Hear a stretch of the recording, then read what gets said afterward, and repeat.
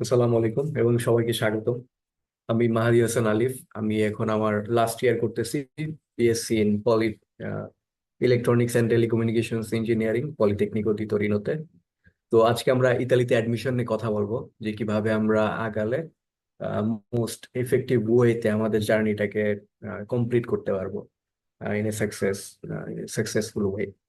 তো আমাদের হচ্ছে গিয়ে ফার্স্টে জানতে হবে যে ইতালির অ্যাডমিশন প্রসেস কিভাবে শুরু করতে হয়, কিভাবে ইউনিভার্সিটি চুজ করব, কিভাবে আমরা আমাদের ডকুমেন্ট গুলা গোছাবো, এবং আলটিমেটলি কিভাবে ভিসার জন্য প্রিপারেশন নিব। তো ফার্স্টে এই জন্য আমাদের হচ্ছে গিয়ে দেখতে হবে যে ইতালিতে কি কি ধরনের ইউনিভার্সিটি আছে।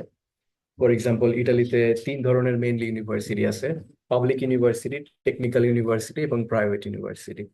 তো আমি তিন টাইপেরই একটা করে মেজর এক্সাম্পল দিয়েছি। যেরকম পাবলিক ইউনিভার্সিটির মধ্যে আছে স্যাপিয়েন্স ইউনিভার্সিটি, টেকনিক্যালের মধ্যে আছে পলিটেকনিকো দি তোরিনো, এবং প্রাইভেটের মধ্যে বক্কোনি মিলানো।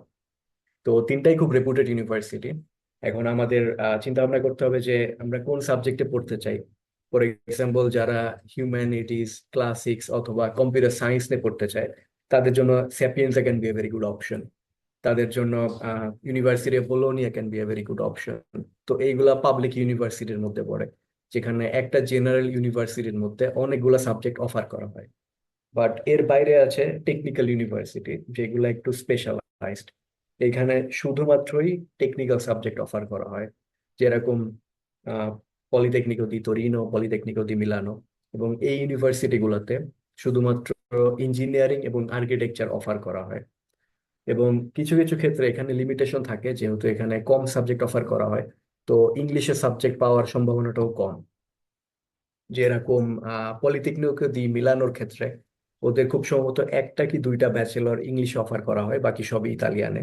পলিটেকনিকো দি তোরিনো একটু বেশি অফার করে, ওরা 6টা 7টা কোর্স ইংলিশ অফার করে ইঞ্জিনিয়ারিং এর। এবং এরপরে যেটা আছে প্রাইভেট ইউনিভার্সিটি বক্কোনি মিলানো।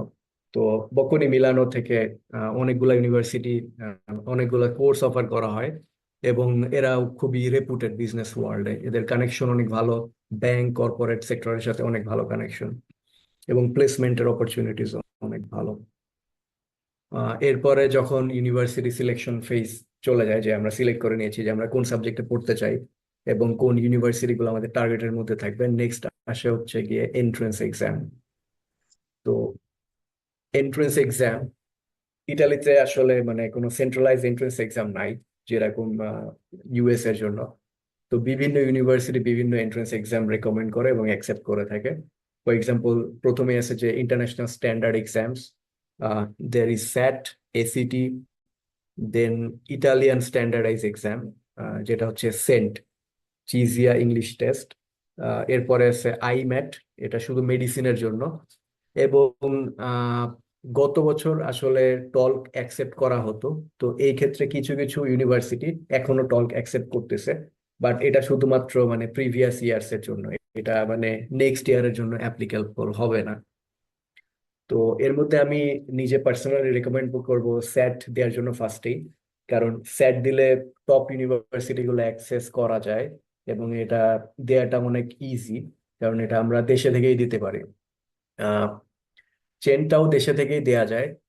ইউনিভার্সিটির উপর ডিপেন্ড করবে যে কোন কোন ইউনিভার্সিটি কোনটা অ্যাকসেপ্ট করতেছে। For example, Sapienza, Polito, university of Bologna, এরা সবাই স্যাট অ্যাকসেপ্ট করে। আমি পার্সোনালি স্যাট এবং চেন দুইটাই দিয়েছিলাম। তো এই কারণে আমি তিনটা ইউনিভার্সিটিতে অ্যাপ্লাই করেছিলাম এবং তিনটাতেই আমার অ্যাডমিশন হয়েছিল। এরপরে আমরা যখন এন্ট্রান্স এক্সামের ফেজ শেষ করি, তো ফর এক্সাম্পল এখানে একটা চেন্ট এক্সামের একটা ফরম্যাট দেওয়া আছে অ্যাজ এন এক্সাম্পল। তো এখানে 4টা সেকশন থাকে: logic and verbal reasoning, reading comprehension, mathematics এবং সাবজেক্ট নলেজ। তো এই 4টা সেকশনের মধ্যে মার্ক ডিস্ট্রিবিউশন দেওয়া আছে স্লাইডসে। 10 questions 20 minutes, 10 questions 20 minutes। But the important thing to note is correct answer এবং রং অ্যান্সারের জন্য পেনাল্টি থাকে।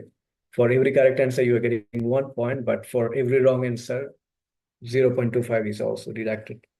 তো এইটা হচ্ছে গিয়ে মাইন্ডে রাখা খুব জরুরি, যে আমি গেস করতেছি না, গেস করতেছি কিনা। যদি গেস করি তাহলে আমার পেনাল্টিটাও ইনক্লুড করা লাগবে আমার টোটাল স্কোরের সাথে। তো এরকম স্যাটেরও এক্সাম্পল দেওয়া যেত অথবা এসিটি, আরো অনেকগুলো এক্সাম্পল দেওয়া যেত, বাট ওইটা অনেক লেংদি হলো। তো আমি জাস্ট একটা এক্সাম ব্লু প্রিন্ট দিয়ে রাখলাম। তো এক্ষেত্রে আমার যেটা হচ্ছে গিয়ে আমার যেটা পার্সোনাল রেকমেন্ডেশন থাকবে, যে আমরা যেহেতু বাংলাদেশ থেকে যারা এইচএসসি করে আসি, আমাদের ম্যাথমেটিক্স এবং ফিজিক্স এগুলোতে বেস অনেক ভালো থাকে। তো সচরাচর আমাদের উইকনেসটা থাকে reading comprehension, logic and verbal reasoning, এই দুইটা সেকশনে সচরাচর উইকনেস থাকে। তো এই দুইটাতে একটু বেশি ফোকাস দেওয়া দরকার। বাকি সেকশন গুলো আমরা এমনিতেই ভালো করতে পারবো, আমাদের এইচএসসি থেকে অনেক ভালো কাভারেজ থাকে। এর পরের পর্যায়ে চলে আসে যে ডকুমেন্ট হান্ট। তো আমরা অলরেডি অ্যাডমিশন এক্সাম দিয়ে দিয়েছি। তো এরপরে আমাদের ডকুমেন্ট সাবমিট করা লাগবে। তো কি কি ডকুমেন্ট দরকার হয়? তো ফার্স্টেই দরকার হয় হাই স্কুল ডিপ্লোমা, যেটা এইচএসসি হতে পারে, অথবা যার যেরকম ব্যাকগ্রাউন্ড, ইংলিশ মিডিয়ামে এটা ডিফারেন্ট হবে। তো ব্যাকগ্রাউন্ড অনুযায়ী এই যে হাই স্কুল ডিপ্লোমা, ওইটা নোটারাইজড এবং অ্যাপোস্টিল করা লাগবে মিনিস্ট্রি থেকে, রেসপেক্টিভ মিনিস্ট্রি থেকে। তো এর সাথে লাগবে ল্যাঙ্গুয়েজ প্রফিসিয়েন্সি সার্টিফিকেট। আমাদের ব্যাচেলর ক্ষেত্রে এটা জেনারেলি টোয়েফেল অথবা আইএলটিএস, এই দুইটার একটা লাগে। ইটালিতে জেনারেলি রিকোয়ারমেন্ট খুব বেশি লাগে না, overall 6 is enough for almost all the universities. এবং কিছু কিছু ইউনিভার্সিটি 5.5ও অ্যাকসেপ্ট করে, but to be on the safe side 6 is better. Then CIMEA. CIMEA হচ্ছে গিয়ে একটা কম্পারেবিলিটি স্টেটমেন্ট। তো এটা ইটালির মিনিস্ট্রি অফ এডুকেশন, ওরা একটা কম্পারেবিলিটি ইস্যু করে দেয়, যে আমাদের হচ্ছে গিয়ে আমাদের যে এডুকেশনাল সার্টিফিকেট আছে ওইটা ওদের এডুকেশনাল সার্টিফিকেটের সাথে কম্পারেবল। তো সর্ট অফ একটা কম্পারেবিলিটি সার্টিফিকেট। এবং এখানে একটা ম্যাজিক ট্রিক আছে, ওটা হচ্ছে ইউনিভার্সিটালি.আইটি। এটা ইতালির গভর্নমেন্টের একটা পোর্টাল, যেখানে সব ডকুমেন্ট আপলোড করে ওইখান থেকে ডিরেক্টলি অ্যাপ্লাই করার অনেক সুযোগ পাওয়া যায় বিভিন্ন ইউনিভার্সিটিতে। তো এখানে একটা রোড ম্যাপ দেওয়া আছে, in short, to have the bigger picture. তুমি যদি অ্যাডমিশন জার্নি শুরু করতে চাও নেক্সট ইয়ার জন্য, তো ডিসেম্বর থেকে মার্চে তোমার প্ল্যান হবে যে ইউনিভার্সিটি ফাইন্ড আউট করা এবং স্যাট অর সেন্ট এক্সাম এর জন্য প্রিপারেশন দেওয়া। তো এরপরে তোমার অলরেডি ইউনিভার্সিটি ফাইনালাইজ হয়ে গেছে, তোমার স্যাট এবং সেন্ট এক্সাম ওইটাও শেষ। তো এরপরে নেক্সট স্টেজে তোমার এপ্রিল থেকে জুনে হচ্ছে চিমিয়া এবং ইউনিভার্সিটি পোর্টালে সব ডকুমেন্ট সাবমিট করা। ওইটা হয়ে গেছে। জুলাইতে নেক্সট কাজ হবে প্রি এনরোলমেন্ট এবং ফাইনাল ডকুমেন্ট প্রিপেয়ার করা ভিসার জন্য, এবং ভিসা অ্যাপ্লাই করা।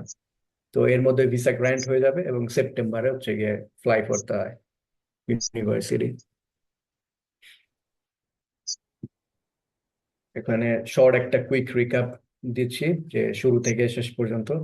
যে ফার্স্টে চুজ করতে হবে যে কোন টাইপের ইউনিভার্সিটি আমাকে স্যুট করে, পাবলিক, টেক অর প্রাইভেট, কোন কোন ইউনিভার্সিটি আমাকে স্যুট করে। দেন ইউনিভার্সিটি ওয়াইজ ওদের রিকোয়ারমেন্ট চেক করে আমার কোন কোন এক্সাম দেওয়া লাগতেছে, আমার কি স্যাট দেওয়া লাগতেছে, সেন্ট দেওয়া লাগতেছে, নাকি দুইটাই দেওয়া লাগতেছে। তারপরে আমি হচ্ছে গিয়ে পোর্টাল যেটা ওইটা ইউজ করব, ইউনিভার্সিটি.আইটি, ওইটা ইউজ করে আমি ডকুমেন্ট পাঠাবো, ডকুমেন্ট রেডি করব, প্রিপেয়ার করব, এবং at the final stage enrol করব এবং এনরোলমেন্ট পেপার এবং বাকি যত পেপার আছে এগুলা নিয়ে ভিসা অ্যাপ্লিকেশন চলে যাবো।